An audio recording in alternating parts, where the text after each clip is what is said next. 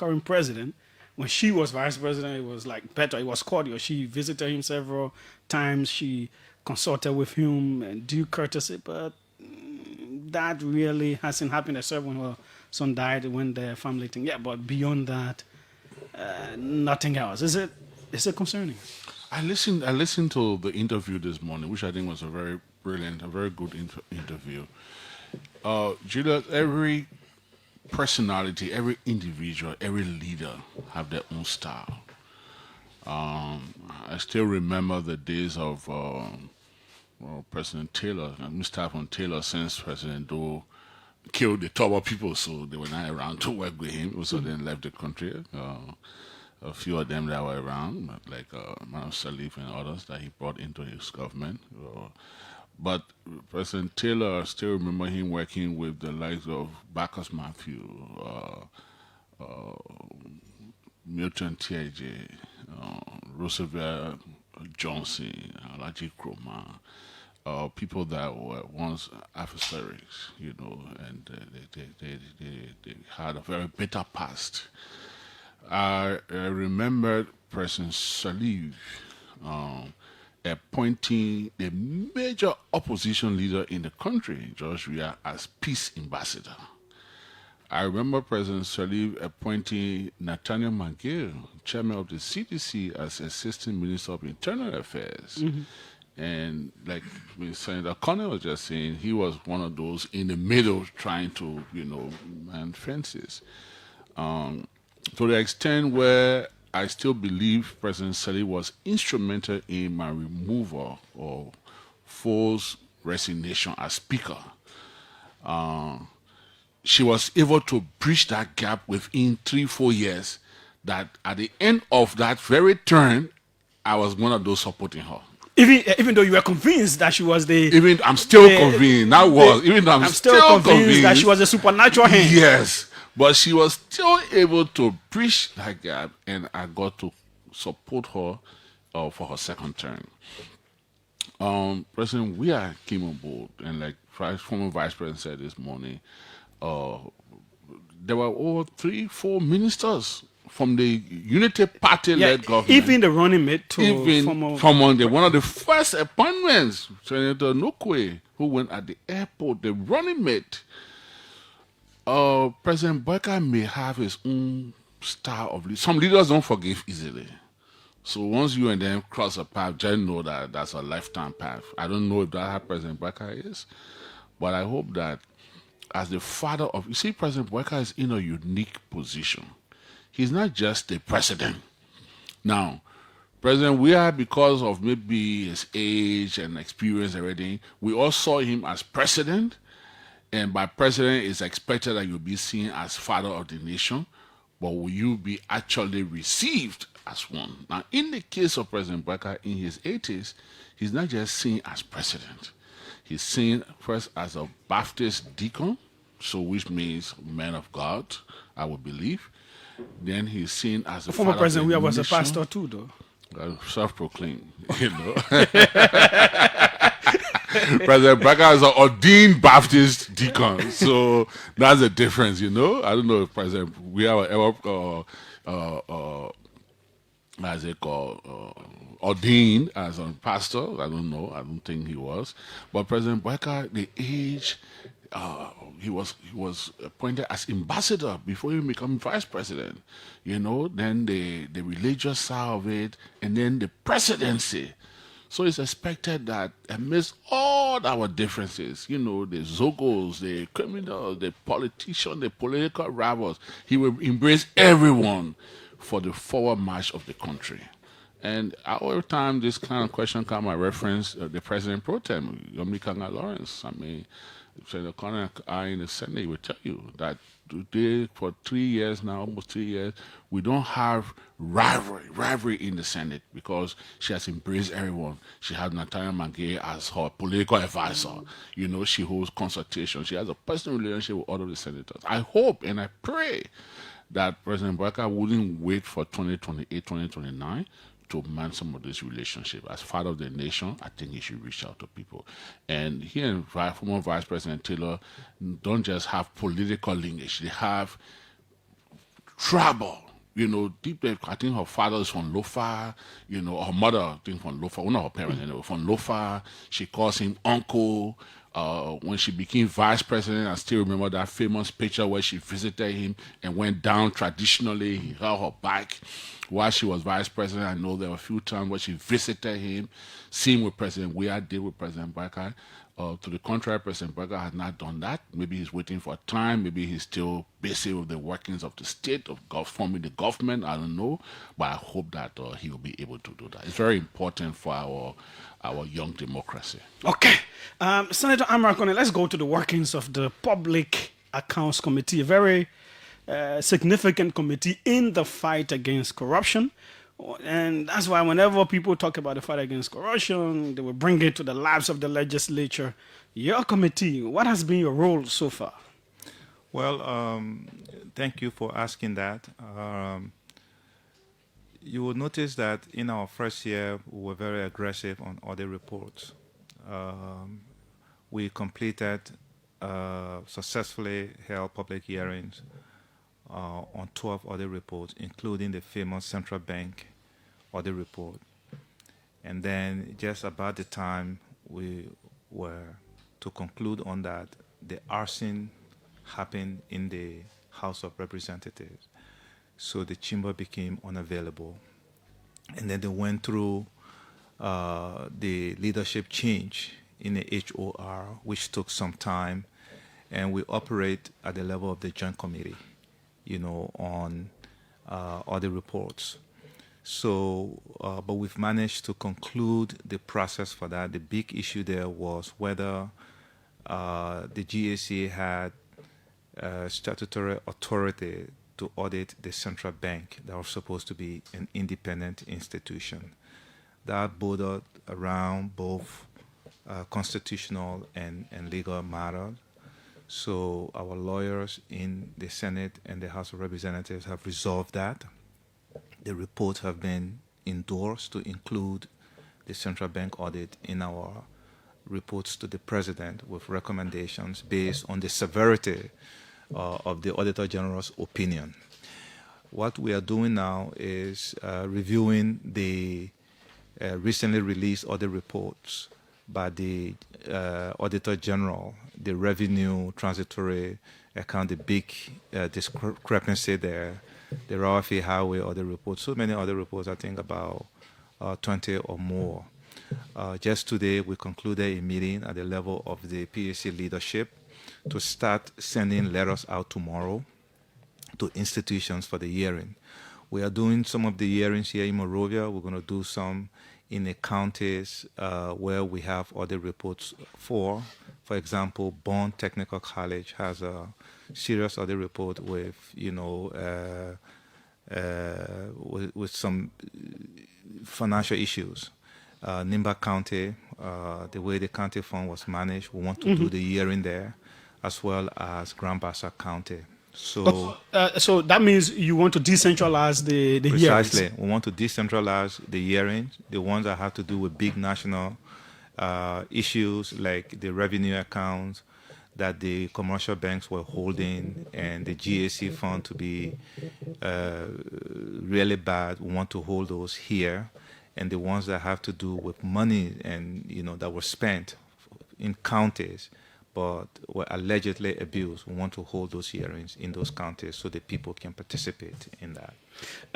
So you're a member of the committee. Do you think you've done very well? Because the public doesn't think that the legislature has really helped very well in this fight against corruption. They don't see your hand in the fight, especially as, let them be audited first. It's the first thing they throw at you all. Well, one of those I still think the legislature should be audited. I think it's good for our collective integrity. But why can't you? You agree? Senator Konneh agrees? Every senator we've speak made our with representation. I mean, we've made our representation agrees, in the but Senate, everybody individually agrees. Why, when you come together, you don't seem to be able to? I have made it whilst we are together. So yes, some legislator may want to do it for the public learning or something like that. But I have said it in the Senate as well as publicly. Well, having said that, Julius, I think, yes, I agree with my chairman. I'm a member of that committee. I think what people have to understand first is that these other report, like the previous reports the committee have looked at, are other reports from the previous administration.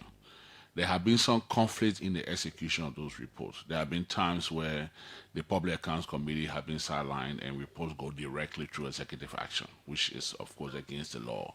You know, other reports, the law says the GAC reports to the legislature. Now, you can copy the office of the president, of course, but the legislature will review the report and make recommendation. So there are times where that has been breached. I think we've made representation to the plenaries, our respective plenaries, and representation has been made to the executive mansion as well. The other issue we've had is the disruption in the legislature, especially the House of Representatives, that lasted for almost a year.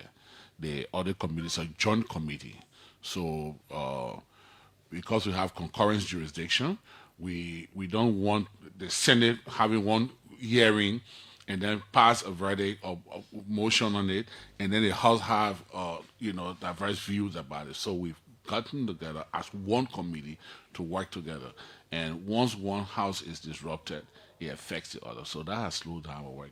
But as the chairman just said, now the other report of the current administration has begun coming in. There are a lot of other reports that are coming in right now. Like you said, the situation in Nima, in Bassa, in Bong. There are other counties, of course, Monserrado. There are a lot of other reports that have been coming in that we're looking at the East, road construction, maritime, NASCOP. A lot of other reports are coming in, and I think the committee has made a determination that they're going to extract the oversight, and we're going to do a lot more than we've done in the past. Okay.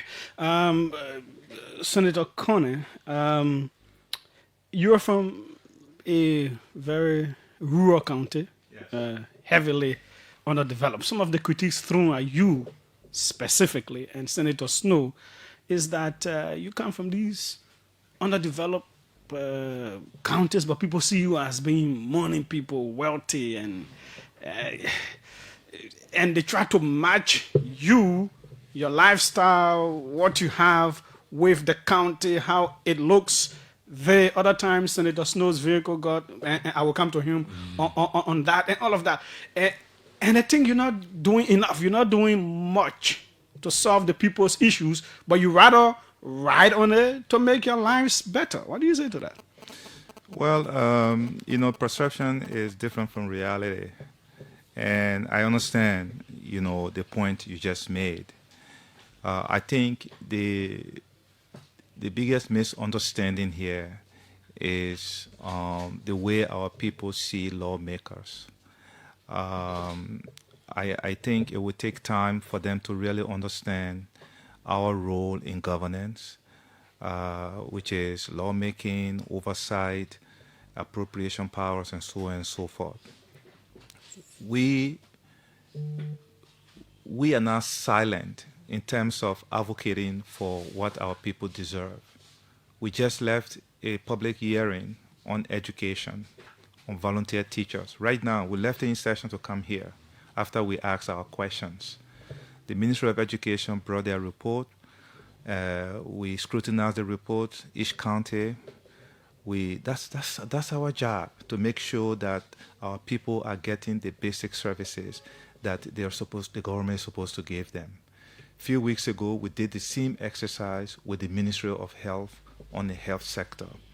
I can go on and on and on. When we meet to discuss the budget, that's the lobbying we do with each other to make sure that our counties have the resources through the implementing institutions in the executive branch to deliver for our people. But what I see here is that when people elect us to come to Capitol building, they actually expect us to personally, fund these basic services that the government is supposed to fund for them. And that is why they blame us for everything. But in reality, when we appropriate more than 100 million to the education sector, when we appropriate more than 100 million to the health sector and so on and so forth, we are appropriating money to the President of the Republic of Liberia to spend on the people who elected us to come here into Capitol building. But our people don't see it that way. They would rather we, do things ourselves to take care of their problems and so on and so forth. And I tell you, we do our best. For me, I track every money I spend on constituents and on my constituency. It's just that reporting on them publicly may come across as, oh, the man telling the public what he's spending on us and so on. So you can win. But if you were to ask me privately how much you spend on your constituency per legislative sitting, it's ridiculous. But we do it to support them, take care of health costs, education costs, community, programs, etc. But we don't get appreciated for it much because not everybody, the population is too large to be affected by these little interventions. But the real intervention should be coming through the budget, which we do effectively. Senator Snow, you got a whole lot of stake on that as well. And the last time when your vehicle got stuck on a bridge, it became an issue, and people would sometimes take the picture of your house and what's happening in bombing, and it appears like you carry the weight of bombing. People say, "Oh, you're not still on government. Snow can live without government." Blah blah blah. In fact, someone commented that you should talk about retiring in 2029 and all those kinds of things. What is it like matching who you are, what you have, with what the county is? That is just a stone throw from Monrovia. One of the reasons why I think the Liberian Pope voted for President Boyka in 2023 was because of 40 years governmental experience. And then the same people come back and say, Senator Snow had 20 years, you've been too long, you should retire. So the double standard sometimes it confuses you. But that's politics, it depends. Some people may either see the glass as half full or half empty, but it's at the same level. So it depends how you want to describe the glass. Having said that, I'm right. Senator Konneh just said it all. The weight that we carry as legislators, it's not an easy weight. And I mean, he's sitting here. He will tell you, my spending habit is worse than his. He's an economist. Sometimes they may laugh at him, Takes time to spend, So if he can tell you his budget he's spending, and I show mine, and he rightly said it. If we were to do a legislative report today and list everything you're doing as a legislator, the first people will say, oh, when a man puts salt on your table, he can talk here, or you put in a report. Yeah. Or when a man buy your baby top, you put in a report. So people don't want that in the report. So it becomes something that you have to do as an individual, but as a politician, but it's not credited to your political work. It makes it difficult. Like the hearing we just were having. Bombing Junior High School, for example.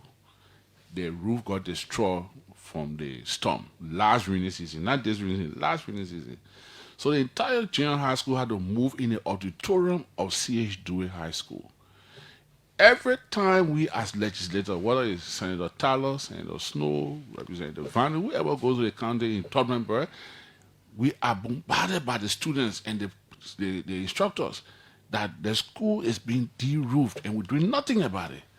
But we have made repeated reminders to the Ministry of Education to the extent that the Deputy Minister for Instruction and the Deputy Minister for TVET, two Deputy Ministers come from Bombay County that have been associated with that very school. But nobody hammered them about the school. The pressure comes on the lawmaker. So the work we do, Julius, and the thing about it is that maybe when AMARA was running, I don't know how many persons ran against him. So when I was running to be senator, we were 5 in the race. We're 11. Okay, they were 11. So even if you took 500 persons each against him, so 10 or 11 now, it will be 10. You're talking about 5,000 persons. Am I right? You're the figure man.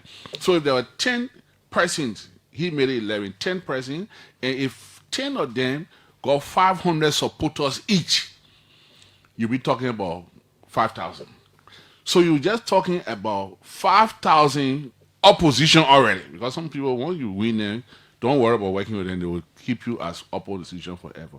So every legislator has so many people you have to encounter. Your support base is there. People will oppose all the work you do. What do? It's like you're a doctor in a town and you administer and everything. And people say, oh, all in the town go to school. Why? When the doctor in the town. But that's what he chose to do. So if you are a politician, what do? Do you now say, oh, because I'm a senator here, like in my case? So let me bring you back to the school. The people expect you to use your oversight, which we've done, to ensure that the ministry or whoever is responsible goes there and roof the school. Which we've done. The matter of fact, to the extent that I went to that school one day and volunteered to roof the school saying it was being delayed. The deputy minister of instruction, you can open the line, the people from Bombay will call and tell you. He went there and told the people, you're not allowed any opposition, any politician to come here and do the project. Government come in to do the project next. And you seriously? said you said it just now in front of him and didn't deny it. I said it in front of him because I'm seen as an opposition senator, and he doesn't want me to take that credit. He called the students and the administration and said, don't allow any politician to come and roof this school. Government coming next week to roof the school. They been sent last year. Wow. The school is still not roofed. It's still not roofed. So you go there and volunteer. The instructors are afraid that they have a mandate from the deputy minister for you not to do it. So they don't want to be, they say, Senator, you won't do it, you can do it, but we're not giving you the permission because we won't get you in trouble. So the school is still there. Today, as the minister was presenting on the floor, I called the school. The students were in meeting, getting ready to demonstrate against the legislators that the school is not being renovated. This is a school inside Tottenham City. So I'm not talking about the school that you find in Sakitan or Bamo or Swemaka, in the capital of Bomi County. So the pressure, Julius, that we undergo on a daily basis, if you and I will get outside now, and it's a cabinet minister and a legislator, you will see the pressure. So our people expect so much from us.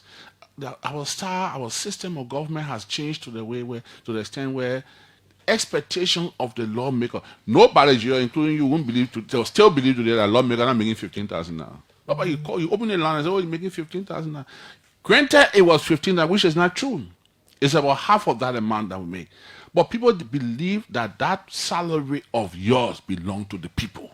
No matter what you do, if you don't give other salary, you gotta get a salary plus more, or else you are nothing. So it's a lot of pressure that comes on the job. But again, maybe because a lot of fight together, a lot of fight to stay there, people think that, to whom much is given, much is expected. So you also got to understand that side of it. This is the OK Conversation on OKFM 99.5. Senator AMARA Konneh. One of the biggest fights of a generation is the illicit drug fight. From administration to administration, it has grown into a very serious Achilles heel. Where do you people stand on this illicit drug fight, especially the recent bust of 19.2 plus million US dollar cocaine at the airport? Thank you. First of all, before I answer your question, I just want to thank Senator Snowe for accepting for us to partner on this topic through a letter we put on the floor today to our colleagues, calling their attention to this matter and raising an urgency to the extent that immediately our colleagues,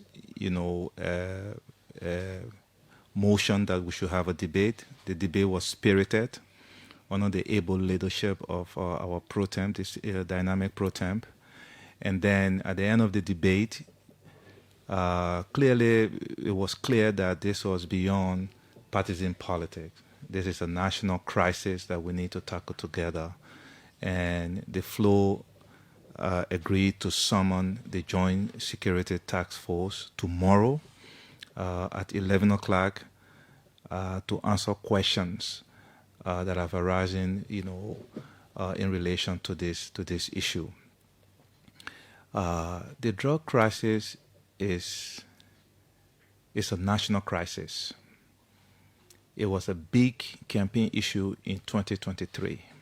Back then, it was Kush must go, Kush must go. We appreciate the effort the president and his national security team are making on the fight against drugs, but it's not sufficient. Especially in this case, when you have almost a month investigating one case, and official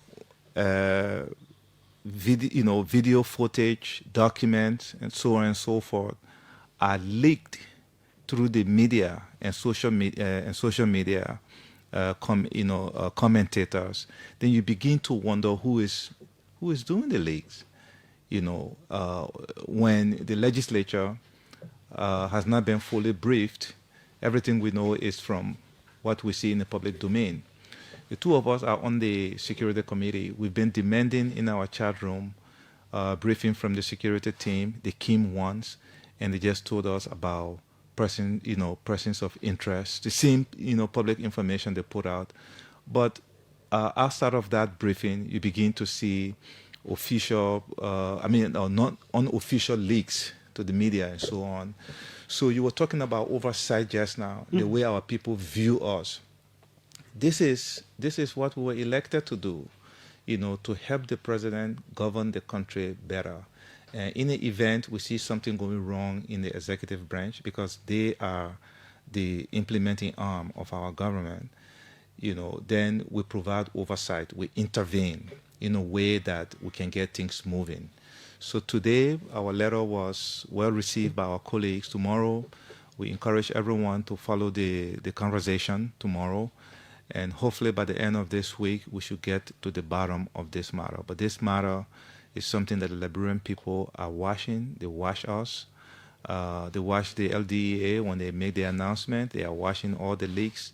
All kind of names are flying out there, in the corners about big hands being behind this. It's about time that we tell the Liberian people who actually is behind the cocaine. And it's not just about the cocaine being intercepted when it was about to leave the country at our international airport. The question also must include, how did it get into our territory? Senator Snowe, yes, both of you wrote the Senate Electoral. I have it here. Because of time, I may not want to read the full thing, but it is titled Request for Plenary Intervention and Independent Investigation into the Reported 19 million US drug seizure at Rabos International Airport. What does that mean? Also let me thank Senator Konneh for partnering with me. I'm partnering with him in doing this communication to the Senate. And what happened today, which we again want to thank every senator under the dynamic leadership of Senator Yomi Kanga Lawrence. So the rules in the Senate, if you place a communication on the floor, the communication is read, and you're given at least 2 minutes to expand on your communication.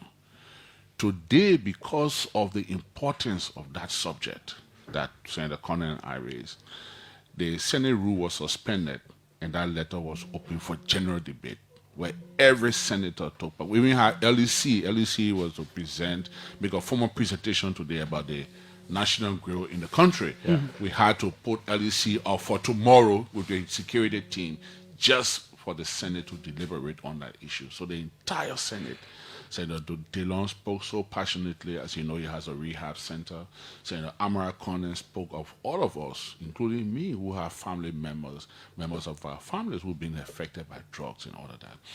So the discovery was made on June 8th. On June 9th, it was announced to the country. Julius, maybe I say you remember the Security Council, but all I've been seeing everything on Facebook. What of those leaks are intentional leaks for distraction, or they are leaked from leaks? Because the Senate invited the national security team in closed doors, and they gave us preliminary briefing. Now, one senator, as a politician, had come on the radio and say, this was what the briefing we got from the security team. But a national security investigation is going on. And we're seeing it, we're watching it on social media as though it's a sermon being preached in the church or sermon in the mosque. It's being published. It's being in the public domain as if something is wrong somewhere, Julius. Something. And I think what the government has done, the national security team has done, and like Senator Konneh, I said, this is not about blinking. One of the strongest speakers on the floor today was Senator Daba Vabla from Grand Cape County, vice chair of the Unity Party. So it had nothing to do with politics. It was a bipartisan debate today. We did not come to point fingers at anyone. But we want to say to the national security team, you've built more suspicion than helping to resolve this matter. You go and say you can't name person of interest. 2 days later, you start calling taxi driver, scanner person. We're arresting taxi driver. Then the owner of the cargo facility at the airport, the 2 brothers who I know well, people that I know, and I have no reason to question them, but the security people didn't help the situation. You call one of the brothers' name as person of interest. Then he lands in the country, he says, he voluntarily turned himself over to security. So he's free, he has his telephone, he's moving around, but he owns a facility the drug law that we passed in the Senate is that if a cocaine is drug caught in your house, we should even sell that house and get the money out to the government or to fight drugs. So somebody has a facility like this, and he said, he came in the country and he voluntarily turned himself over and he's cooperating with the investigation. Are we serious? Whereas we wanted other people who... Thank you. We probably people in the back of pickup here, or Musa Berete's son in prison, what the other musician name, Bucket Rail, or Patrol in the back. Today, someone sent us a video in the Senate chat room where they went to arrest a woman for drugs or something, and the woman is naked. She's being arrested. The security people told us here they got a tip off that there were drugs behind the CDC headquarters. They invaded the CDC headquarters at 4 o'clock in the morning. And then today, you're talking about over $19 million drug in your place. Look at the letter they wrote for our friend Malcolm from Noka. You are suspended, but it doesn't mean you are guilty. And when you are free, you will go back to work. It's like telling the man, my man, we lighten the suspension, so don't tell the thing you know. Read the letter. What kind of suspension letter telling you it giving you all your rights in the letter as those in, my man? We're making the letter as soft as possible because we want you to talk. That's the only thing I gather from that letter. So something is wrong somewhere. And we are calling on the president. You have big ears. You are security committee member. You are all kinds of committee members. You have international links and understanding. That is why. You may know more than we know. What do you know? I know what they know. And want them to tell. We are demanding answers. What Senator Konneh? It is possible that both of you or you know beyond what they know. So anything that I may know and say, or Senator AMARA Konneh may know and say, or any senator for that matter, becomes unofficial. The people that we give the right to investigate this matter, let them start playing with the Liberian people. Julius, we can't. This is a grave matter. And when you talk to some people, they say, CC time, 100 million king, nothing happened. Our own only 19. So I tried the 19 from 100. Are we serious? Are we for real? There were times in this country where people accused George Weah of taking in Kush. I've been friends with George Weah for many years. Almost our whole lives we've been knowing each other.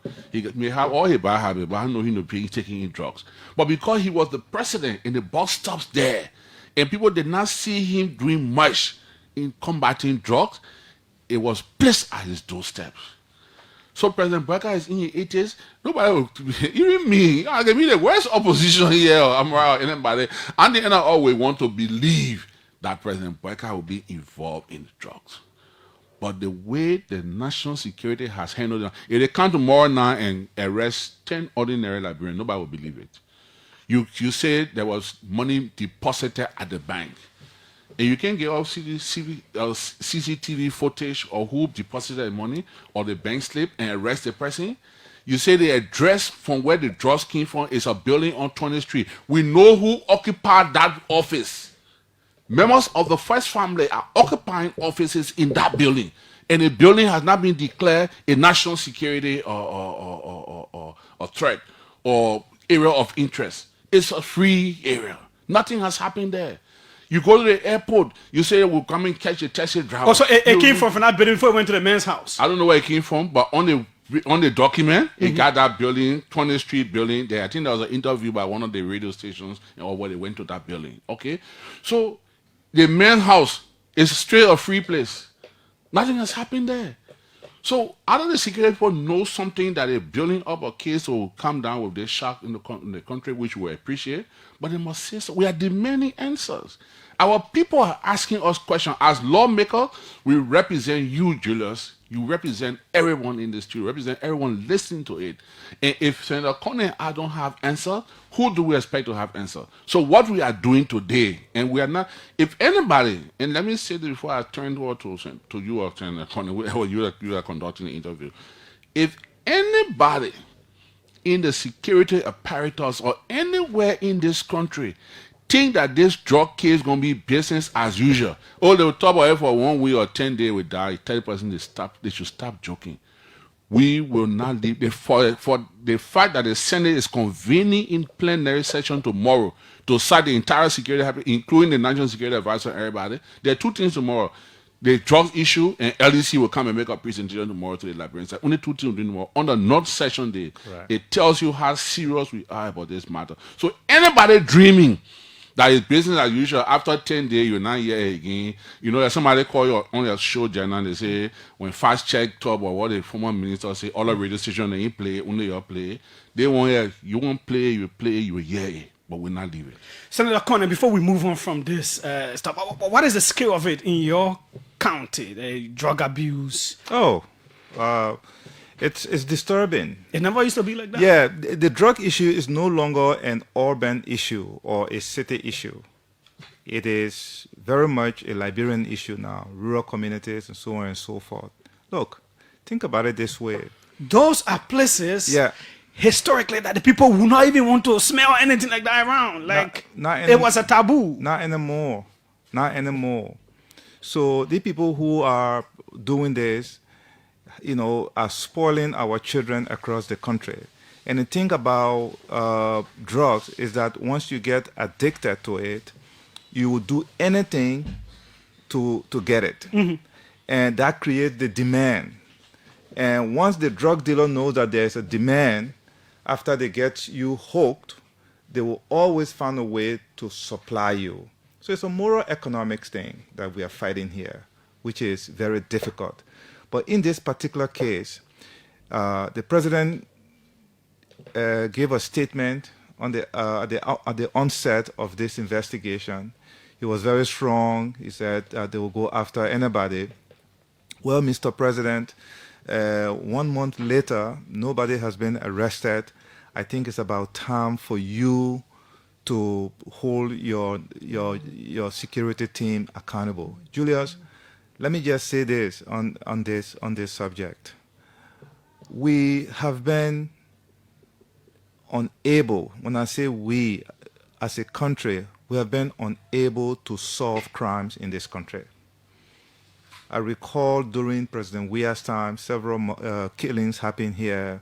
There were accusations here and there. Up to now, we have not resolved those murder mysteries, if you will. You know, people are walking free.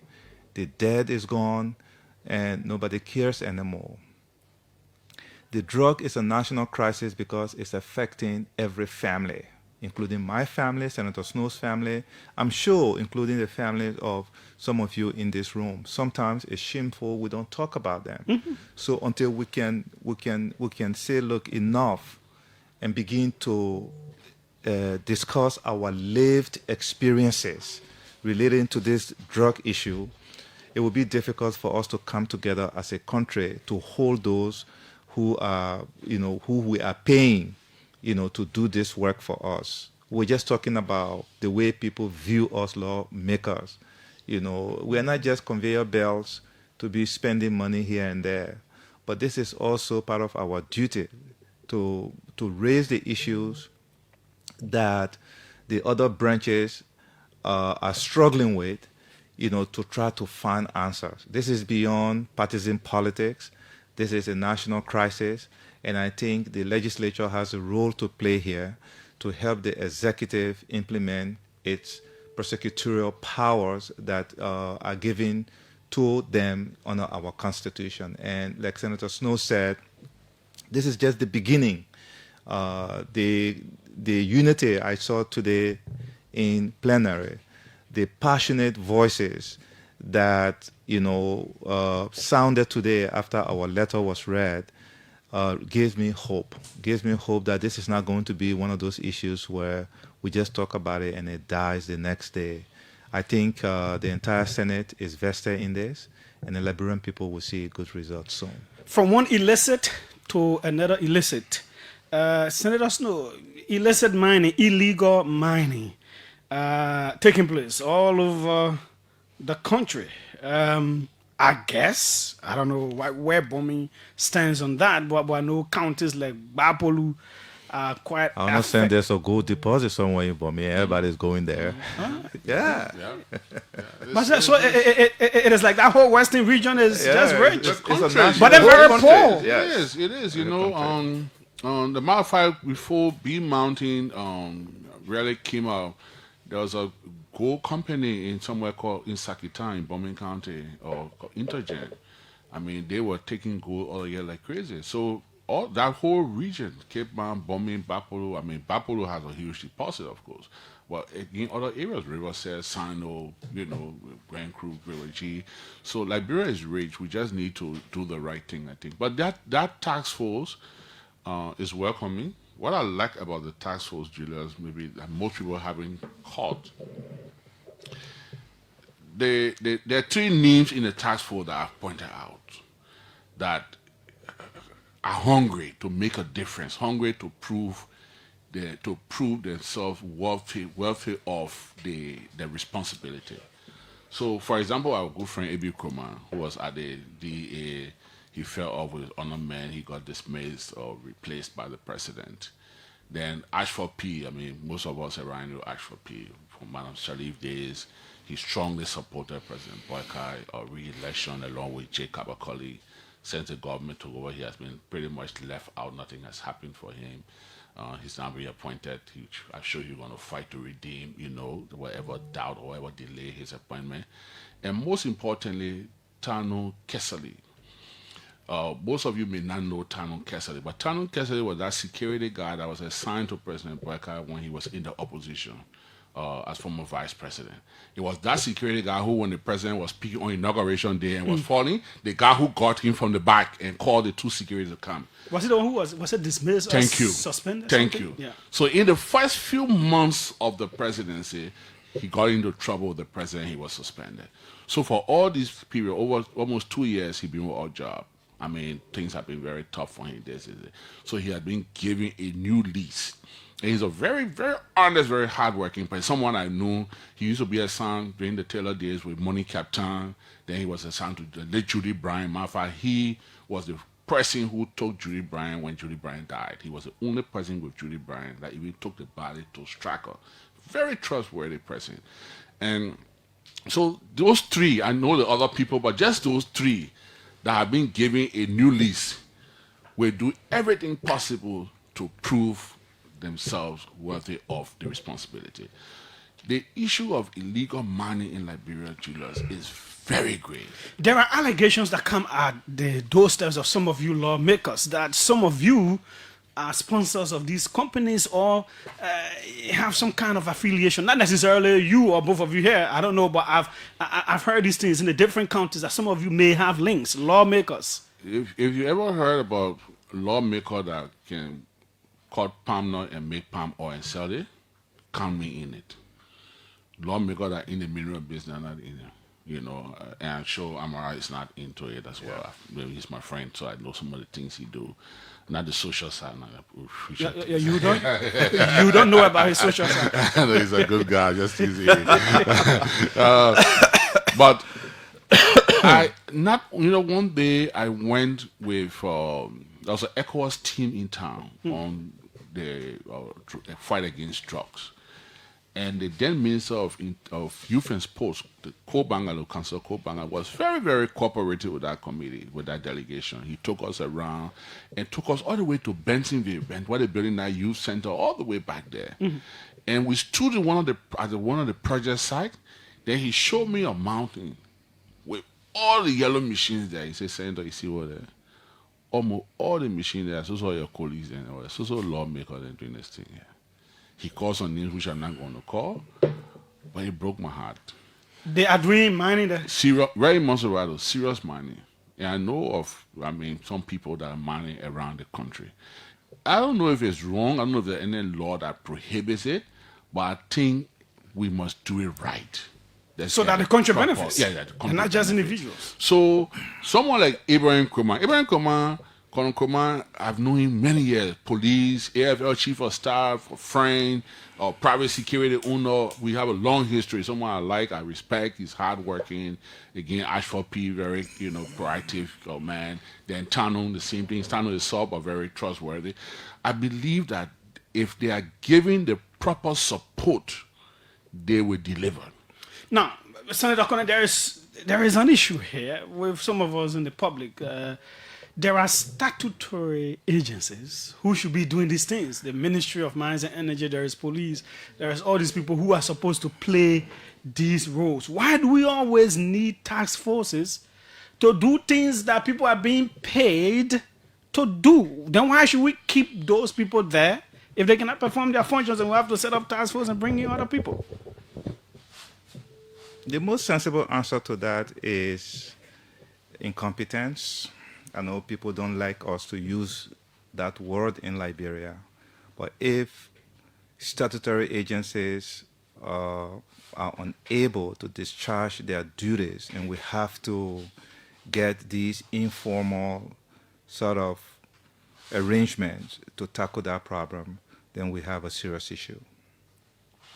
But I want to come back to this. I come from a mining county. Mm-hmm. I am a son of a miner. I know about mining business. And for the record, I dislike mining because I actually participated in mining when I was in high school at Monrovia College in my senior year. I went to my village, which is a mining town. And some friends and I from here, Monrovia boys, went there, said we're going to hustle to get money for our senior year. We worked hard, Julius. Their studio could fit in our pit. Wow. Yes, I'm not exaggerating. 12th grade, young men, strong, will go and. But you don't look physically very strong, even though you can go exercise. But you don't come across as one of the strong people. If people see you and Senator Snow, they will say he is stronger. My demeanor, the way I move, is different from the way I move. But you don't underestimate my strength. They say so. Men are moving, linking, but they're very strong. So we did that work, This is true. I'm telling you, we did that work. We're going to come get our senior uniform. We're going to be, get new clothes and so on and so forth. We failed. We got nothing. After digging our whole place. Even to get our transportation to come back, my papa had to hustle. From that day, mining is not my forte. I don't like mining. I'm an agriculture person, like Senator Snow. But this issue is serious. In my county, the proliferation of rivers that are water sources for most rural communities just unacceptable. Okay, we have places that don't have roads, but somehow the Chinese are taking over our forests. And as a senator, I know this is going to raise some diplomatic discussion. But I must say here, you go on in our forest, you see a lot of Chinese with their Liberian enablers backed by people who work in the same building that Senator Snow and myself work. It's clear. We see them in the building. And then the next group. And then the government is not really benefiting out of this. Yeah, I'm coming to that. The next group next to the Chinese that we see now are the Burkina-based mining investors. So they come in where the Chinese are unable to deliver for the affected communities. They will come in and just deliver for the chiefs and the few people, and then they create this confusion and so on. Every day we're talking case. But the most stressful part is that all of these people have licenses issued to them by our Ministry of Mines. So they are legitimate to operate. But for some reason, the interagency coordination between Lands and Mines and the EPA is not working. Now, so let me. And everywhere you go, we see hole. For example, in my county, there's a town called Seoul in Gunwulala district, where Senator Nathan came from, where there's no car, but somehow they managed to get the dredges there on motorbikes and so on and so forth. You go and see this mining operation, and people are doing underground mining, similar to what Bay Mountain is doing in a more advanced way. And it's rainy season, the ground is soft. God forbid, the soil could collapse on people going under there. I mean, who is reviewing these things to make sure that we don't lose lives? And then the water, where we have hand pumps in communities. Dry season, we know that these hand pumps tend to struggle in terms of water because of the dry season. Then they rely on the river. When they go to the rivers are as white as milk coming out of the can. They can do that. Now, So that's what we are having. Then finally, the communities are not benefiting. So they come in with some 5,000, they spray it among the chiefs and the youth leaders and so on and so forth. They give the green light, and that's it. Meanwhile, the schools are there, the clinics are there, and no support is going to those areas. They can bring their machines, their yellow machines, their excavators, and their dozers to go and, like Senator Snowe was saying, to go and open the mines. They would not even rehabilitate the roads that they are bringing those things on. So it's time to do this. I welcome President Buckeye's decision to put the task force together. I hope Senator Snowe will agree with me that we in the legislature now must support that with resources, even though it's the off-budget period. But, we have to be in a position to see if whatever reallocations they make on the executive side, once we are consulted, we can support that to support this task force. But still on the economics of this whole thing, there are companies that will pay taxes, that will do other things. They are I think Class A miners. I know some of these people come in with Class B and Class C. But there is not an impact. We are already struggling with the very big companies that are extracting the resources. These other resources, they may not be to the level of what the companies are taking out, but these are resources that could benefit the country.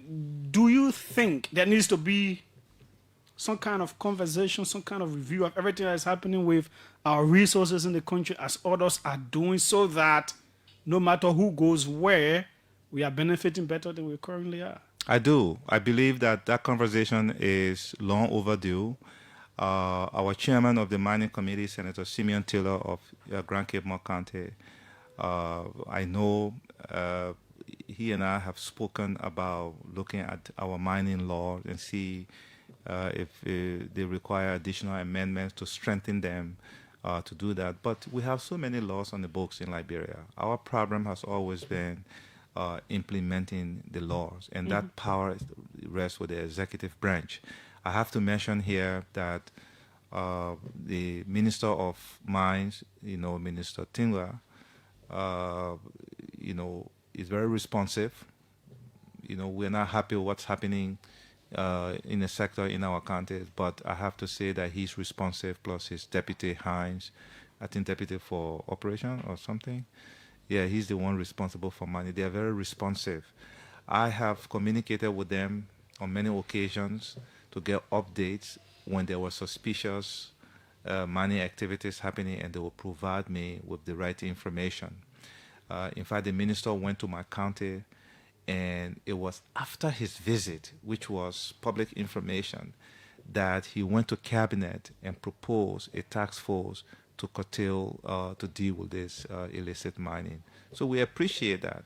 But the fact that the agency responsible for this, where they are giving licenses for the same place to different people, I mean, I'm not making this up.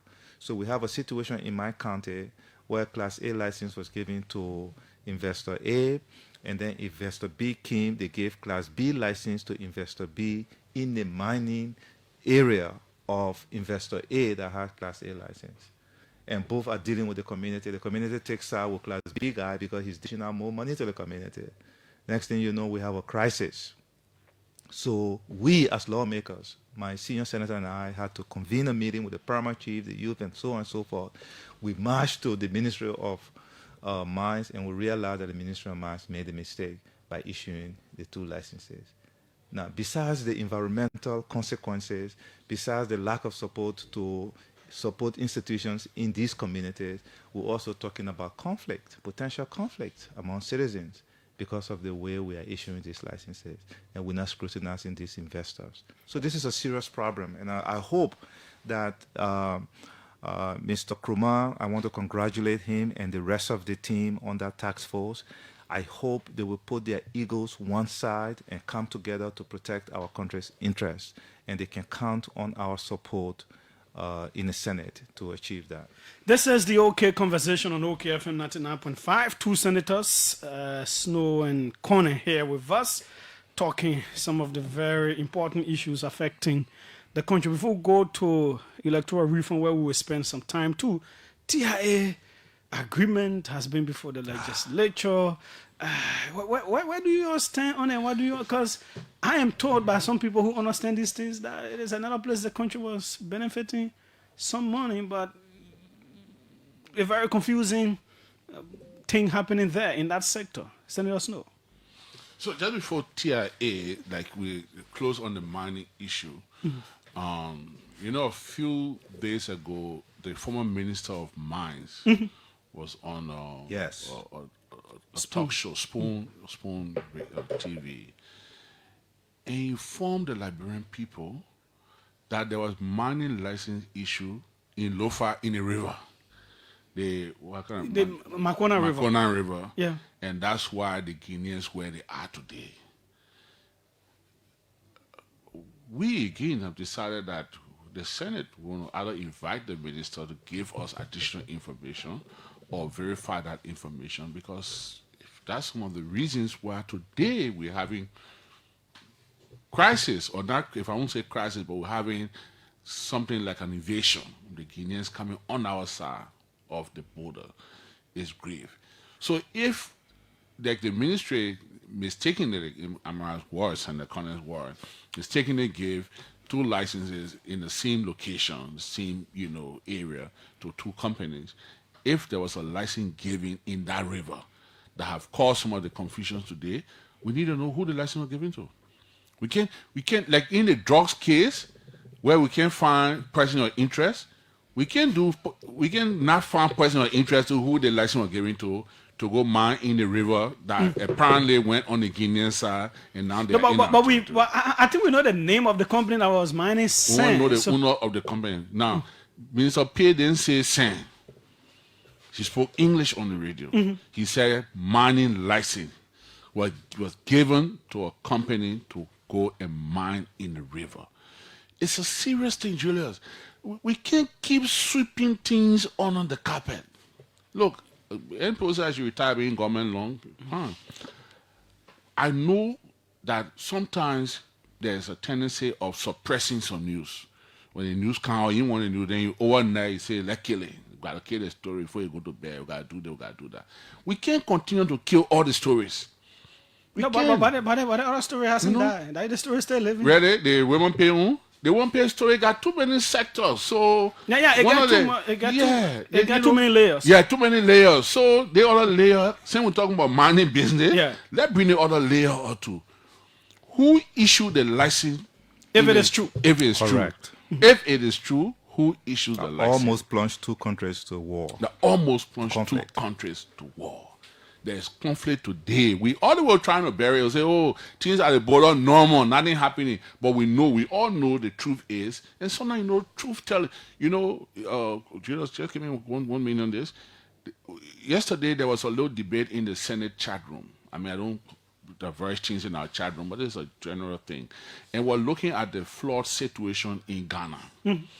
And we saw a video where President John Mahama flew in a helicopter in one of the areas, and the government was giving the actual picture of what caused in the flood, people building in the wrong drainages, the right of way, in the alleys and all that kind of thing, and taking action. And then we said at the end of the day, messaging. You know, messaging is very important. We don't have to window dress everything. We don't have to cause man to communicate. That's what get Prophet Key where he is today. We don't have to insult the opposition because they have a critical view.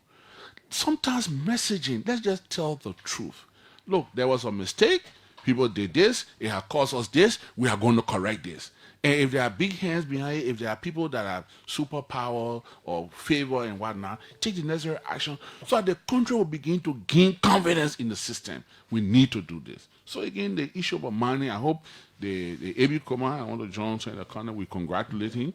And if there's anything for budgetary allocation for that committee to do its work, they can rest assured we will support them. Right in Bombing, go downtown, right? We have a time cross going to Market. We had a big gold deposit there. So it's all over this country. Yeah. So I hope they're not going there to collect their own gold too.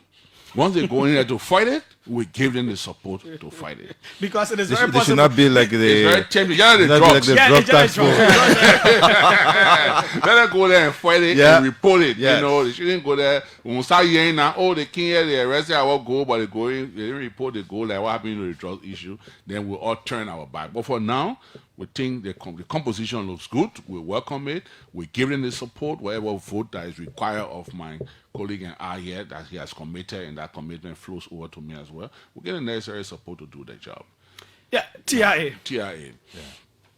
You know, on Friday, I attended the confirmation hearing of Molly Kamara, the NIC. current economic advisor who's now being appointed or nominated and waiting confirmation to go to NIC.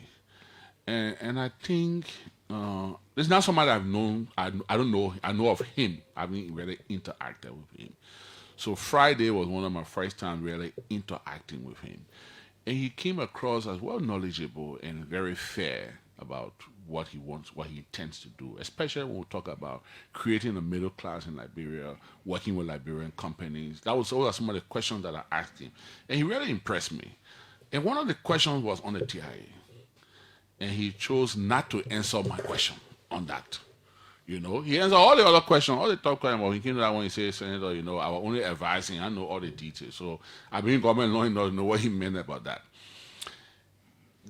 But in one of his lines, he talked about the concerns of foreign investors coming to Liberia is the respect for the rule of law. He said that. And I caught on that. The respect for the rule of law is very important, Julius. You may not like someone. You may not like, it's like you're an opposition. All right? I didn't vote for President Barker. But does that mean I should not respect his office or the presidency? To pay taxes, to do what you're supposed to do as a I citizen. have to do it. If I'm in your studio now, if my phone rings and say the president is calling me, I'll tell you, say, Julius, the president is calling me. He's the first citizen of the nation. Let their interview stay. Thank you, Judah, coming by. Yeah, big up to see the president. You know, I mean, that's the respect we give to that office. So we may not like the person, but respect the institution and the rule of law. Now, whatever means the TIA came about, we may question the procedure. I remember we had a committee in the Senate chair by Senator AMARA Konneh reviewing METEX and CTN. And there was a serious recommendation, especially on METEX. The way METEX came into our commerce, the way they are collecting money and using our own money to build a facility that they will benefit from, the share that they are getting. And in addition to Senator Konneh's committee, which I was a member of, that was one of the things the United Party campaigned on. When we win the election, we review METEX, we review CTA, we review Western Cluster, we review this. Nothing has changed. So you go to TIA, there's an existing agreement. And because it's speculative that some of the people involved may be on the other side of the political aisle, or it was passed during that period and it may not be, because there were a lot of things passed here during the, I mean, I remember President Weah got in trouble here a few times when he used B mounting plane. Some of the time you used to see on private jet, planes are not all B mounting plane. But today, President Barack can tell you, see B mounting plane from Springfield to Foya, and it's legal. So sometimes the way we run government, when we personalize things and make it look like for Julius, it's prohibitive. For EDWIN SNOWE, it is right. When we begin to shift the goals on policies and legal issues, then we have a problem. So the issue of TIA, I think the way they have proceeded, and I know Senator Konneh, we ally a lot in the Senate, so not just on this one. We are very close in the Senate. We share notes. You know, there are senators that are clique. You have cliques in the Senate. So when one person talk, you know, like when you see Tyler, you will see Barney. When you see Antoine, you will see Dopo. You know, that kind of thing. We have it in the Senate like that, you know. So Senator Konneh and I have a very good relationship in the Senate. And we ally, we team up a lot on a lot of things. We disagree on a lot of things too, though, but we team up on things. And I remember we shared notes on this TIA transition. The way they obtained the letter of no objection from PPCC to cancel that contract, the opinion from the Justice Ministry, 2 opinions. One of them came Friday and said it was wrong. Then the second one came. Then the acting Justice Minister came before the Senate and said, I'm the acting Deputy Justice Minister, Deputy Minister. But then the President said that I would do. Yeah. So we got scared. One of the ministries, one of the only ministry in this country that can disagree with the presidency is the Ministry of Justice, because it's about the law. So when the Deputy Minister of Justice appeared before the Senate in an official hearing taking oath and said to the Senate that the law said this, but and the president said that's what I would say, then you gotta be scared, Jesus. And he said that to us in the Senate. So some of the opinions, the first opinion said what happened was wrong. Then the second opinion said what happened was right. Then went to PPCC, went to this paper. So a lot of things has happened. Can we change those things? Should we change it? What is the way forward that you would recommend it? The way forward, there was a proposal from the executive to de-ratify the TIA agreement. The House of Representatives passed to de-ratify it. The Liberian Senate said there's nothing in our jurisprudence to show that we can de-ratify. So when you ratify something, it has the constitutional authority of the guarantee of a contract, you know, the sanctity, of contracts in our constitution. So, if you see a document, a legal document that you are not comfortable with, there are procedures under the law in which you can bring that to check. But to come out of the and say, no, go and de-ratify it, we haven't done that before. So we didn't do it. But though we didn't do it as a Senate, it's still being implemented by the executive according to what the executive wants. Now, we don't have enforcement power.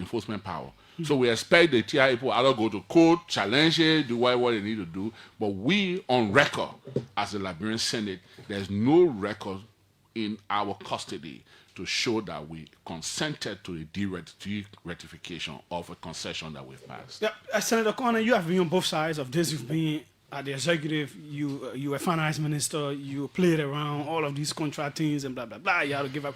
Well, what would be your advice on how to handle the whole CIA, the TIA thing and the economics behind it and all of that? Oh, not my personal advice. I think the Senate has taken a position and has communicated that position to the President of the Republic. The Senate made it clear that, you know, the legislature could not de-ratify an agreement that was ratified by the Senate, which is legal. For some reason, the allegations the President made in his letter to the Senate requesting de-ratification, and the President felt strongly about those allegations regarding the manner in which TIA was contracted, then the President should cancel. And then, you know, first of all, the President should, you know, utilize the clauses in the contract, you know, call for both parties to discuss those grievances and so on and so forth. And the last option would be, you know, the cancellation, and then the arbitration clause will go into effect. and then TIA could either go to court where the arbitration is supposed to take place. If it's in Liberia, you go to Liberian court. If it is abroad in an English jurisdiction, you could go to a court there. So the Senate, in its wisdom, advised the president to follow the contract which the 54th legislature ratified, which is law. To flagrantly ignore that and then bring in a new company to replace an existing company is wrong. And somebody needs to tell the president that this is wrong. That's not what he campaigned on. It does not bolster investor confidence, like Molly said. The rule of law should be protected at all costs, and I think it's one of the key responsibilities of the chief executive of our country. But the way this thing is proceeding is shameful. It doesn't show respect for the Senate's advice to the president. There have been so many discussions. We've had consultations among ourselves. Our leader, the pro temp, has gone to the president on many occasions to let the president know that this was not the right way to proceed. And in the end, the House of Representatives voted for deratification. We voted against it, which called for the setting up of a conference committee to resolve the disagreement. That conference committee was put together, and the conference committee reported that indeed the legislature could not de-ratify the agreement. So the Senate position held, which was communicated to the president, asking the president to restore the TIA contract, to unfreeze the account so they can start operating. That has not happened. What we know is that a new company has been contracted by the LTA, which is actually now either setting up and to operate. So just imagine, from a national security and economic standpoint, between the period the president suspended TIA and the period where the new company, this illegal company, in my humble opinion, started to set up their shop and so on, the leakages. But have they brought the agreement before you people for passage into law? They haven't brought the agreement before us, and sometimes you can't preempt, but we are aware of it, we know of it. We've seen no objection approval from the PPCC and so on and so forth. And, the approach the Senate took as elders in our governance architecture was to share its wisdom with the president, both the legal wisdom, the economic wisdom, and so on and so forth. But I think there may be people around the president who believe that, it's okay for the government to do this. Look, before TIA, there was a company called GVG that the Unity Party brought in. I was Minister of Finance. I signed that agreement. When the CDC government came in, GVG was replaced with TIA. Now the UP is back in power. UP wants to replace TIA with another company. We can't keep running our country like this. That is why partisan politics is very distasteful to me, because when we acquire power, the first thing we want to do is to hurt everybody who are perceived to be against us, versus thinking about how do we improve this arrangement to help our country. We don't have enough time. We want to give the public enough time to interact. So the next two topics, we just run through them. Senator Snowe, electoral reforms. You people at the Senate were able to invite political actors from the different political parties, a whole lot of issues. And I'm starting with you because the first of all, some people do not seem pleased with what I would call the Snowe electoral theory. I don't know whether you were the first, but you are the major known person in terms of being in one district, you win there, and the next election cycle, you go to another district in another county, and you win there. Others say, I think though we should go against this? If you're in a district, run there and not be jumping from here to there. Where do you stand on that? The law is the law. So, as I sit, there's no law that prohibits that. If and when there's a law that prohibits it, I'll support the law. Others want that law to be made that snow isn't bombing, snow should not go anywhere else. Laws are not retroactive. So, whilst I'm in bombing, if you pass that law, it's a law, and I'll respect the law. So, Julius, our system of government is free to reside anywhere in this country, live there, work there, all of that. The impact you make sometimes in where you live, where you domicile, may even be more than the impact you make where you were born. And normally every politician will tell you, say, I didn't want to do it, my people say I should do it, so I will say the same thing to you. People say I should do it. But if there's a law today that says no one, and if that law is targeting any particular person, maybe they say, oh, Snow going to reverse it, because anytime Snow going to reverse it. Yeah, that's been that. I made no determination for 2029. So whether I will even run, I won't run. Where I will run, where I wouldn't run, I don't know. If the law is passed before 2029, well, then it prohibits me from I don't moving believe from that one, that you don't know what you will do 2029. You are a very calculative person. I may have an idea what I want to do, but it's not ready for public consumption. Yeah, so you know. Well, But you don't want us to know yet. So it means I don't know. No, you know. But that's about, Senator Konneh, where do you stand on this? One of the where Senator Dillon and others are proposing that you're in this district, in this county, you continue running there. Don't go anywhere else. Well, I think to the extent that it creates stability in our electoral processes, I support it.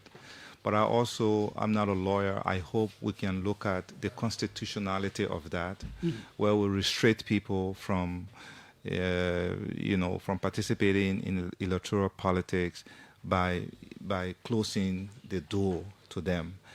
These are some of the discussions we will have, when it gets to the debate level, so that while we want to create stability in our electoral processes, we should also be cognizant of how that stability might trample on somebody's constitutional rights.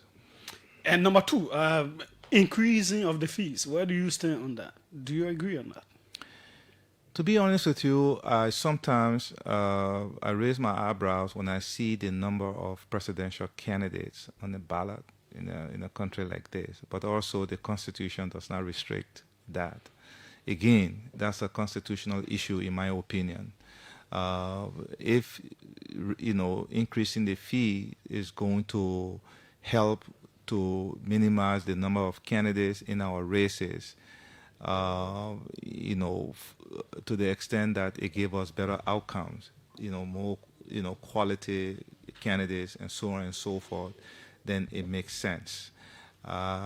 So I really don't have a definitive position on that. I hope that the fees will be in such a way that people can afford to participate in the process. But the long list of candidates running for this one office is just ridiculous. 30% women participation? I support that. And then there is the other issue about lawmakers elected on a party ticket at the legislature.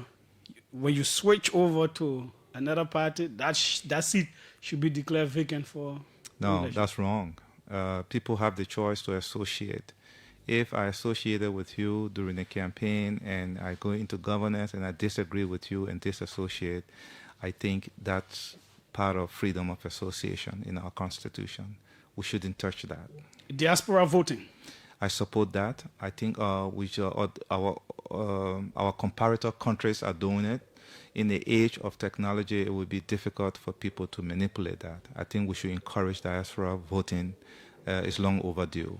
There's a big constituency out there that we are excluding from our processes. Finally, before I come on the same questions, the issue of the electoral timing on election day from 8 a.m. to 6 p.m. Others are suggesting to be brought back to 4 p.m. to allow for next staff to do so. Do you support that, or it should remain at 6 p.m.?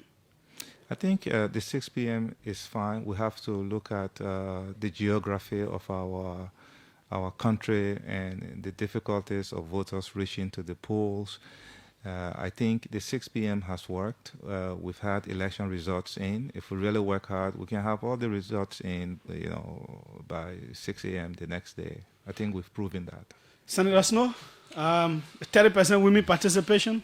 I support 30% gender participation. Okay, gender, yeah. So, other way, 30%, at least 30%. That is fast becoming universal thing in our region. So I support that.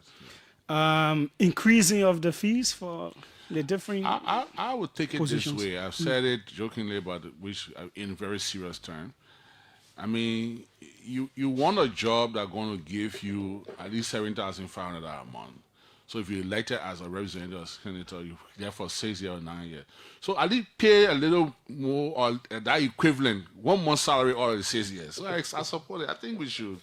It's not, and I love. So and so for you, it should be in line with the salary that you will earn. Not necessarily the salary, but I agree that we should increase the amount. I think we need money for our elections. Very expensive in Liberia, very very expensive. And in addition to giving the government its own support, I don't think anything wrong with that. I laughed the other day. I was listening to OKFM, your morning show with Chris, with Clarence rather, and our friends from the United Party call and now supporting increasing it. But a few years ago, they did not support it. So, it depends again, like I said, I don't see the glass half full or half empty. But in this one, I think others say there are a whole lot of grassrooters in the country, may have a whole lot of ideas, but they may not have the money. So, let's keep it as it is.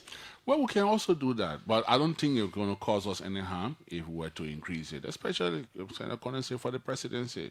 Because for me, I think we should even increase for all. But if I would place emphasis on the presidency, because there's another component of that law that I'm trying to work on with my colleagues. I'm forming a consensus already. I don't think I talked to Senator Konneh about it. But we also need to change something in our law where the presidency, that presidential ballot, should be one constituency. So if you're voting for someone in the district, the person is representing that district, you can only vote for that person in the district. If you're voting for a senator, the person representing the county, you can only vote for them in that county or the county ballot. The presidency is one constituency. So you can be anywhere in Liberia, you be able to vote for that. Because, Julius, the issue of trucking, which you didn't talk about, is having a major impact on our elections. And we'll all do it, all right? So nobody want to wash their hands here. But people truck in the first round, and by the time we get to the second round, you've won or you defeated, there's no appetite. So what your argument is when you register, even if I register in Bomi to go vote there, and election day in Maryland, yeah, I can't vote for my representative or senator, but I can vote for my president. Yeah, because it's the president is one constituency, and the president is for the entire country. So that's something we need to work on in our law. That's something I'm introducing, and most of my colleagues seem to agree with me on that. Diaspora voting? Diaspora voting, I think is a good idea. Guinea, I headed the electoral mission, parliamentary electoral mission in Guinea. People voted at the SKD complex, the regime there. Guinea election, Guinea people were voting there. Cape Verde, small country, people do that. I mean, Cote d'Ivoire, they do it. So that's something we can't say that. I listened to my stenographer this morning, former vice president. She disagreed with it, but I disagree with her on it. I think that's something we should look. Technology. I'm here, Julia. If you know that I'm on my phone, people from all over this region following this show and sending me text messages. So the world is so small today that we can afford to do it, and I think we should do it. The electoral time 8 to 6 or 8 to 4. The 8 to 6 have not hurt us. There's no incident reported in our electoral system that because the poll closed at 6 o'clock, so something happened. I think leave it like that. Keep it. If you don't break, don't fix it. Okay. There was another question you asked AMARA that I disagree with him on, and the party issue. Yeah. You get elected on the party ticket. I think that is a good law, Julius. We must strengthen our democracy. Julius, without casting a dark cloud on anybody, and You know, the House of Representatives could send for people I want to disclaimer before I talk. Mhm. Yeah, you Reported AMARA don't to want the Senate. to apologize to Reported it. AMARA to the Senate, but The this way happened I as Thomas Fala Yeah. apologized today. The EU ambassador were expelled, so plenty can happen. I won't get in trouble. You can expel. I won't get in that trouble. So I mean, do disclaimer now. Not scared now. So, cheaters. When the election took place in 2020, the United Party's representative in the House, I think, was 12 or not more than 15. Today, if you go there, you are United Party NAMO, which is the same, honey, almost the whole House will put their hand up. So that migration is not helping our democracy. It's not helping us. We are looking for greener pasture and not substance. Now, if you run as an independent candidate, you can sway your vote like Bernie Sanders in the U.S., for example. He caucuses with the Democrats, but he's an independent. All right, Chillers, for too long, when George Weah became president, all the people that ran against him, campaigned against him, all of them became sedition. When President Brecker was running in his first term, you saw how many lawmakers, senators endorsed President Brecker, almost the whole Senate. By the time President Brecker, that group was even headed by my big brother, President Pro Tempore Emeritus, Abache, they all endorsed President Brecker. By the time George Weah won, Abache became sedition and then became President Pro Tem. So I'm saying, Julius, let's strengthen our democracy.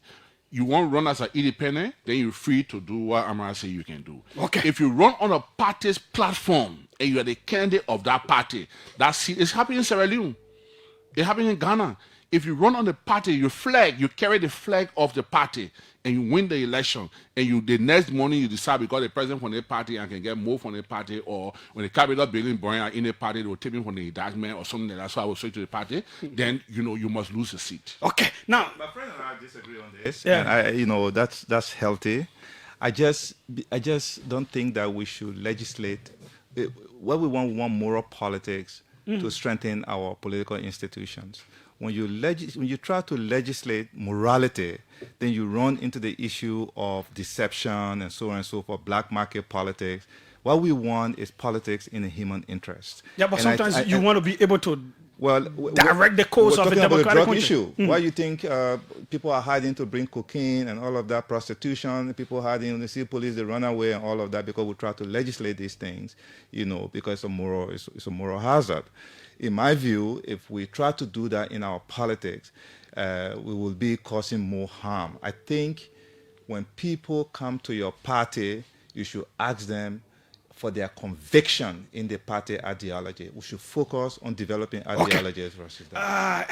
I really want to give the public time.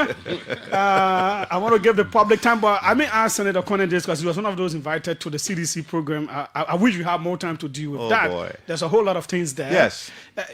You are an independent senator. You supported the United Party in the second round. The way you move these days, we're not very clear who you are. But tell us, who are you now politically? I'm an independent. I have a very strong independent mind. I come from a place where I really believe that our politics requires, requires more moderation than the noise we see when leadership change in this country in terms of party politics. We go after each other. I'm not a big fan of that. I think we've been through a lot in this country. We can disagree and and work in a political space. Are you going to together. join ARCOP? No, I have not made that determination. I have not made any determination about my 2029 plans. At this point, I want to continue to work with senators like Senator Snowe, Senator DeLon, and I work together, all senators and myself work together based on issues that interest, all of us in the best interest of the country. CDC wanted you to support them. No. No, I'm saying they wanted you to support in 2023. Yeah. You did, and you supported United Party.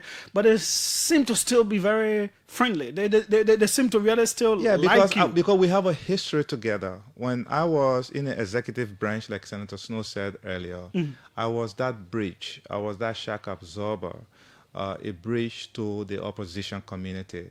And I don't burn bridges. I try my best to keep all my bridges alive, unless you burn it from me. You were invited. You sent a representative, and that representative promised that any program they have and they invite you, you will show up. So it will be Unity Party. Unity Party invite me to any of their program, I will show up there. If ANC invites me to any of their programs, I will show up there. So it's MPP, with my friend here, and Liberty Party. Nothing stops me from attending political events to which I'm invited. If you don't invite me, I don't show up. Well, at this point, the opposition is seemingly wanting to build a kind of tent. We don't know what is happening. You all know what the conversations are. But when it gets to the point where they really need you on board, giving your expertise and everything else, what will we see? Well, that has not happened yet. I don't want to speculate. When we reach that bridge, we'll cross it. Senator Snow, you were not here, so you were not at the CDC program. I was in country, though. Okay. Were you? Was your party invited? Yes, the external bearer told us that she got invitation. The chairman got an invitation Friday night, the night before the program. He didn't attend. I was also invited. I had pressing engagement. And once my party is invited, now I'm no longer just an independent person. I'm going back home.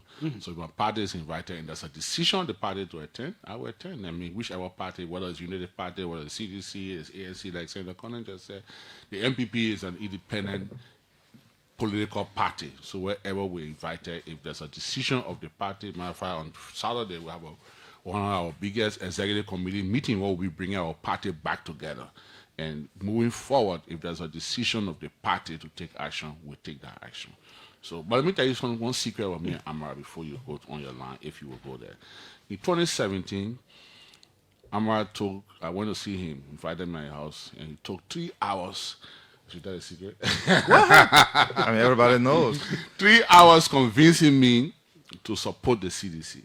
You know, I was supporting former Vice President Baka in the United Party. And I was a strong person in supporting that camp. He was on the other side. And he convinced me, and I told him, no, we talked. He said, no. I said, no. So he's still on his side, still on my side, never affected our friendship. In 2023, we met again for the same amount of time. And this time, he was convincing me to go on the United Party side. I was convinced to go on the CDC side, and we disagree. But I strongly supported his senatorial. And you even asked me to leave the country. I said no. He said no. I said, okay. You can support and get travel. He said no. Then 3 o'clock in the morning when he about to get the result, he'll call me. Edwin, tell radio, I'm coming to deal with you. I'm getting the result. You know, but that's the maturity of our friendship. And I hope other politicians will see it that way and work, because our political space is so small.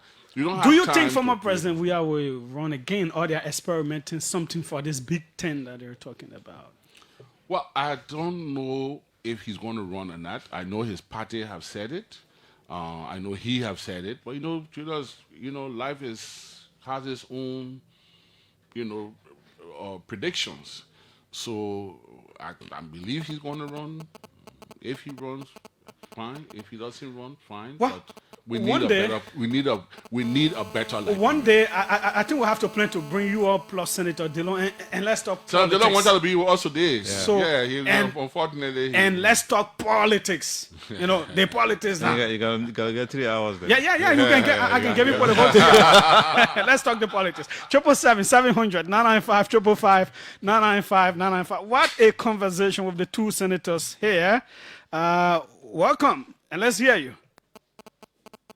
Oh, you went off there. We don't have enough time. Let's put this one on as well. Welcome. Let's hear you quickly. Good afternoon, Julius. Yes, go ahead. Lorenzo Prince Boga from EDWIN. Let me say thanks to the two senators for some of these discussions. Right? Julius, I think it's healthy for us as a nation to have our independent minds. Like the two senators, they are two independent senators, even though they have some political lineage. But again, like I said, it's good for the country. I just want a quick question to both senators. Do you think that we have reached a stage where you don't say yes or you don't say no to issues in the country? What does that mean?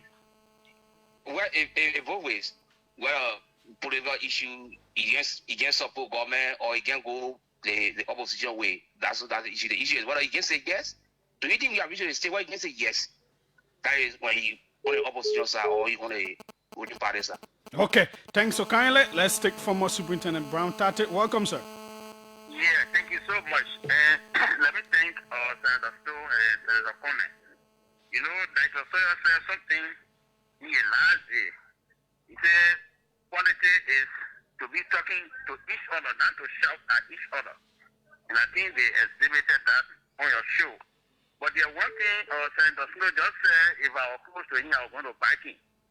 In a runner-up, I think presidential election is just one constituency. So if I went to Lofa to vote for the first time, and I'm not able to go in Monrovia, or maybe a farmer say, I can vote for the president of my choice. And I think the senatorial thing should be that too. If I in one district I voted, and maybe for any reason I came maybe to a hospital and I stuck there for the election, I could vote for the senator. Yeah, in the very same county. Yeah, thanks. Yes.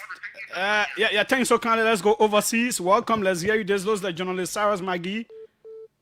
So indeed, Julius, thank you so kindly for having me. Thanks to your two astute guests, wonderful people indeed. I listened to Senator Snowe, Senator AMARA, Konneh. Julius, something that beats my heart, to listen to the senator talking about helping a school in his county, and somebody from the executive talking about, don't let him do it, only because he's not a rescue senator. This is something so scary, Julius. Again, senators, we hope that tomorrow when these security chiefs appear before you, we hope we'll not hear motion for executive like we saw from the lower house. And again, the Liberia. It might go to executive with that security issue. I covered that place. I know what it is, Julius. But then before I leave, Julius, I just want to ask this to Senator Konneh. Senator Konneh came to Minnesota, where I covered his town hall here in Minnesota just after he was elected. He was then the darling boy of the rescue mission. He traveled with the president, the then president-elect. At that town hall, Senator Konneh talked about the challenges that the new government was going to take on. And he left on by saying people should manage their expectations. That left in the ears of many at that town hall. Senator, 3 years on, what can you say? Should Liberians still manage their expectations? Okay, thanks so kindly. We'll hold you there. Welcome. Let's see. Welcome. What's your name? Where are you calling from? Hello? Yes, go ahead. Hello? Yeah. Okay, thank you. Good evening, Georgia. My name is Mohammed Samadou Balo, and I'm calling from Dara. Go ahead. Let me also say good evening to the two distinguished senators in studio, AMARA, Konneh, and also Senator Edwin SNOWE. Basically, I want to appreciate you for bringing them in studio to show light on national issues.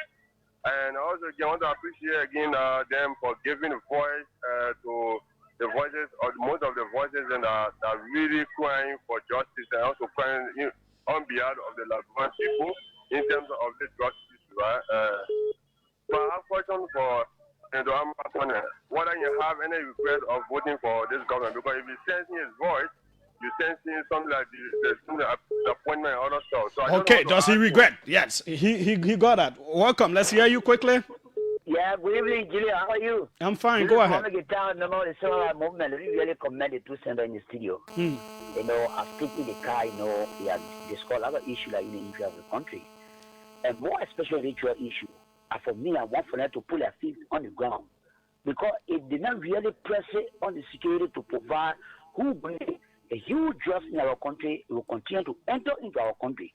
And I want to really admire two of them because they have a lot of information they are giving to the public, secretly how they perform as a opposition or supporting position in good in our society. But today, Julia, we see the ruling party, anybody who talk, they smell in your mouth. So sometimes either they take it from government or, they speak you in some kind of way that you are not able to speak. They wrong our democracy. People have to have the right to speak freely. Thanks so kindly. We are giving you 30 seconds, 45 seconds. Quickly, welcome. Let's hear you. Yeah, Julius, I'm Idris Belete. Let me say good evening to the two outstanding leaders of our country. And I want to say that the conversation was very mature. And these are the kind of level of maturity we expect. As you people are still trying to hustle Senator AMARA Konneh. We are all in the opposition. No, the men are opposition, men are independent men. You're trying to hustle him. Yeah, independent officer. Opposition independent The man, a fine guy, when my son, a new guy moves in the area, everybody hustling. I know, right? No, well, I mean, it proves that Liberia is a safe place. Everyone should have the opportunity to identify with whoever, whatever they believe in. And you should not be hunted. You should not be targeted because of your view. And we encourage everyone, including the two senators, to join the process in ensuring that the rescue is, it's taken out of authority. They are not. Thanks so kindly. The final one will be Musa Konneh. Musa, welcome, former deputy at Lakra. Julius, how are you? Yeah, go ahead. Let's hear you quickly. Thank you. Julius, I will just make one statement. And that statement, you should take it to the bank. Big brother, Studio there, and Senator Snow, for the first time, we all will be supporting one person for the presidency in 2029, and that person will be President George Manning Weah. Are you trying to be an Islamic prophet? No, that one I know. That one will happen. Big brother and myself, for the first time, will be supporting one person, and that will be President George Weah. Okay. Thanks so kindly. We come back to them. We have 2 minutes or 1 minute each. Senator Konneh, you have some questions coming your way? Well, I think the one that is had, but this whole expectation thing, I think people did not understand what I said at the time. Maybe they are beginning to do so now. Look, President Boakai was elected with a lot of expectations. I could feel it. Everybody thought that he was going to, create magic to solve the many challenges our country faced. What I was trying to do at the time, to communicate to people that, hey, it would take time for him to get his bearings. It would take time for things to get better, because I knew what most people did not know about the place he was inheriting the economy from, the place he was inheriting the budget from, and so on and so forth. But people didn't understand it that way. The whole drug issue today is still on our hands. The ability to solve problems quickly, the road issue, the machines. So people should still manage our expectations. It's 3 years now. I think they felt the president. I think 3 years is sufficient time for people to determine whether they should manage their expectations or not. But back then... Do you regret supporting them? Absolutely not. I do not regret supporting President Boakai because where I come from, the people who voted for me also voted for President Boakai. Senator Snow? Well, I think it was a good show, Julius. First time teaming up with my friend, Senator Konneh. And we've been friends for many years. I'm a representative or senator. He was minister. Even when he went to the World Bank, we kept in touch. He went to visited me at the ECOWAS Parliament. He went to Abuja. We come a very long way. But every presidential election, except up to 2011, we were together. I don't know what Musa Konneh is coming from. I don't know which side, but I almost sure that in 2029, he and I will be on the same side. Now, which side is the question, I don't know, but I'm sure we'll be on the same side. So the next time we're having in here, we'll have Senator Dillon. It's time to say yes or no. And I think I want to say something that before we close. Look, when people disagree with the way the executive is doing things, doesn't mean that you are anti-executive or you are anti-government. I think for us, back to your question about how voters view elected people, I think we need to start letting them know that we were elected to work together to make the country better. When we disagree, there are official channels to communicate those disagreements. And when that channel is ineffective, it's important for you to use the public channel, which in our case is our plenary room, to speak on national issues, especially when the unofficial channel, which is supposed to be camaraderie and so on and so forth, is ineffective. It's all about country. It's not personal. Tomorrow again, we will be here. Thanks so kindly to Senator AMARA, Konneh of Bapolu, and Senator Snowe of Bumi. The next time we have them here, we have them here with Senator DeLong. Then we do 2 hours 45 minutes so that we give you 30 minutes in the public to be able to call. Because I see a whole lot of calls still coming in from different people, high and low. Tomorrow will be another day. My name is Julius J. We're out.